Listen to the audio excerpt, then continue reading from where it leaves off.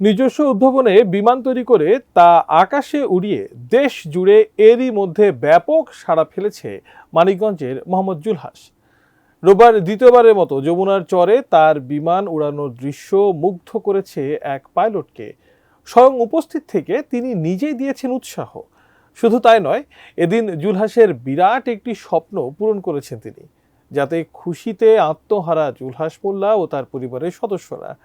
প্রতিনিধি আবুল কালাম আজাদের ছবিতে সেই স্বপ্ন পূরণের কথাই জানাচ্ছেন এসআই রাজ। প্রবল ইচ্ছাশক্তি আর ইউটিউবের জ্ঞানকে কাজে লাগিয়ে দীর্ঘ 4 বছরের প্রচেষ্টায় নিজের তৈরি বিমান আকাশে ওড়াতে সক্ষম হয়েছেন হার না মানা যুবক জুলহাস মোল্লা। ইতোমধ্যেই দেশব্যাপী তিনি আলোচিত এবং সমাদৃত। তার এই সাফল্যের খবর ছড়িয়ে পড়েছে সারা বিশ্বে। 9 মার্চ নিজের তৈরি প্লেনে আবারও আকাশে উড়লেন মানিকগঞ্জের শিবালয় উপজেলার ৬০ ঘর গ্রামের এই তরুণ উদ্ভাবক। সে সময় হাজারো দর্শক ভিড় জমায় সেখানে। রোববার দুপুরে তার উদ্ভাবনের প্লেন দেখতে আসেন বাংলাদেশ বিমানের অবসরপ্রাপ্ত পাইলট আবদুল্লাহ আল ফারুক সহ এভিয়েশনের কর্মকর্তারা। এ সময় জুলহাসকে আরও এগিয়ে যেতে বিভিন্ন পরামর্শ ও উৎসাহ দেন পাইলট আবদুল্লাহ। শুধু তাই নয়, এদিন জুলহাসের বড় একটি শব্দও পূরণ করেন তিনি। বিসিএল এভিয়েশনের R66 নামের একটি হেলিকপ্টারে মা ও ছোট ভাইকে নিয়ে জুলহাসকে আকাশে ঘোরান তিনি।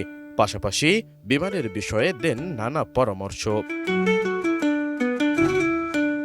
ডিজাইন, এলিগেন্স, বিউটি, সেরা পণ্য সবার জন্য জেভিকো। পরে বঙ্গটেক নামের একটি সফটওয়্যার তৈরি প্রতিষ্ঠান তাকে 50,000 টাকার একটি চেক তুলে দেন। যমুনার চরে জুলহাসের বিমান দেখতে সকাল থেকে হাজার হাজার মানুষ উপস্থিত হয়। ক্যাপ্টেন আবদুল্লাহ আল ফারুক বলেন, জুলহাসের যে কাজ তা প্রাতিষ্ঠানিকভাবে রূপ দিতে হবে।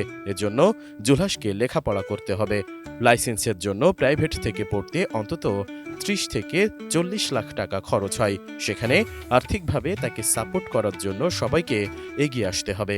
ওই কাজটা যে করলো এবং এই কাজটাকে আমরা ওরে আরো হেল্প করে আর্থিক বা বুয়েট বা যারা আছে এরোস্পেস ইউনিভার্সিটি, এরা সবাই আইসা যদি এটাকে ভালোভাবে করা যায়, প্রথমে 2 সিট, তারপর 3 সিট, তারপর 4 সিট, তারপর এটা সার্টিফিকেশন দরকার আছে। একটা প্লেনের কিন্তু অনেকগুলো ইনস্ট্রুমেন্ট থাকে। একটা ইনস্ট্রুমেন্টে অল্টিটিউড শো করবে, একটা ইনস্ট্রুমেন্টে গতি শো করবে, একটা ইঞ্জিনের প্যারামিটার শো, সবগুলা কিন্তু একটা পার্ট বাই পার্ট ওকে জানতে হবে।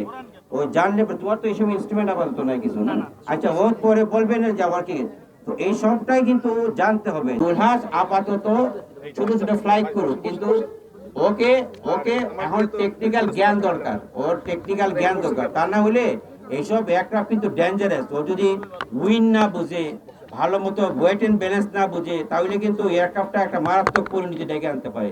সুতরাং ওর আবিষ্কারটা হলো আমি চাই যেন সিস্টেমেটিক ওয়েতে আগাইতে পারে সুন্দরভাবে। এ সময় জুলহাস মোল্লা বলেন, এ পর্যন্ত তাকে যারা সহযোগিতা ও সাহস জুগিয়েছেন এবং আগামীতে করবেন তাদের প্রতি কৃতজ্ঞ তিনি। দীর্ঘ 4 বছর পরিশ্রম করেছি, তখন কেউই আমাকে চিনত না। তো এখন আল্লাহর রহমতে সবাই আমাকে চিনে। এর পিছনে মেহনত আছে সবচেয়ে বেশি মিডিয়ার, যারা আমার এই খবরটি সবার মাধ্যমে প্রচার করেছে। আসলে মিডিয়া চাইলে অনেক কিছুই পারে, আপনারা সবাই তাদেরকে সাপোর্ট করবেন, কারণ তাদের দ্বারা একটা কিছু সম্ভব। যেমন আমি অনেকের ধারে গিয়েছি, অনেককে বলেছি, আমি অনেক কাজ করেছি, আমি কিন্তু ওই রকমভাবে প্রশাসনিক কোনো সফলতা পাইনি, কিংবা আমি এটা নিজে নিজে প্রচার করতে পারিনি। তো মিডিয়ার মাধ্যমে কিছুদিন আগেই এটা সবার কাছে প্রচার হয়। আর বিশেষ করে আমি যখন এটা কেউ জানতো না, তখন আমাকে কেউ চিনতো না। আর এখন আল্লাহর রহমতে সবাই আমাকে চিনে। তো এই যে পরিবর্তনটা, এটা আমার জন্য অবশ্যই সৌভাগ্য বয়ে নিয়ে এসেছে। এর আগে বিএনপির ভারপ্রাপ্ত চেয়ারম্যান তারেক রহমান জুলহাসকে তার প্রতিনিধি দল পাঠিয়ে 50,000 টাকা অনুদান দেন। এছাড়া বেসরকারি কয়েকটি প্রতিষ্ঠান এবং বিমান সংস্থা ইউএস বাংলা এয়ারলাইন্স তার এই উদ্ভাবনী কৌশলকে কাজে লাগানোর প্রতিশ্রুতিও ব্যক্ত করেছেন। এসআই রাজ, ডেস্ক রিপোর্ট, এটিএন নিউজ।